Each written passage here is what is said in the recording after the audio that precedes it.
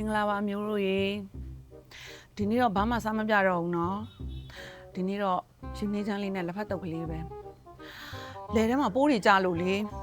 အလုပ်တွေကတောင်လို့ပေါ်ဦးနေရပဲဒီကြားထဲအိမ်ကလူကြီးကဘယ်သွားမှမသိဘူး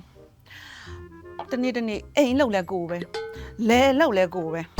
ဘာမှကိုပေါ်လောင်ပဲမရအောင်ပြောမယ်သာပြောရတာပါရှင်ဖွင့်စရာဆိုလို့ဒီလူတွေပဲရှိတာမလား ဘာလို့လဲမင်းမရဲ့မောလိုက်တာရေလေးပါခတ်တိုက်ပါအောင်ကွာဖုံးချပြီးတော့ ဟိုကြည့်ပါဦးအမျိုးတွေဒါကျုပ်ယောက်ျားဝယ်လာတဲ့48ပိုးသက်ဆေးလေထိသေးစားသေးအာနိသင်ရှိတဲ့စိုင်းတွဲဆေးပြင်းရေဆိုတော့ပွင့်ထွေးပိုးရက်ထွေးပိုးငမြောင်တောင်ပိုးလှေပိုးပိုးတွေအားလုံးနှိမ်နှင်းနိုင်တယ်လေ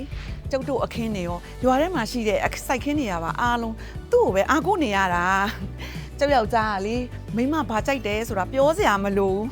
မိမကြိုက်ကိုသိပြီးသား ဟဲ့ခုနကပြောတော့အဲ့လိုမဟုတ်ဘူး ။အော်မောင်တထန်းမဲတိပြက်ဆိုတာရှိတယ်မှလား။ကျုပ်ကယောက်ျားကိုပေးလိုက်အောင်မယ်နော် တလက်တက်နိုင်ပါလေငါမင်းမရဲ့ဟောပါ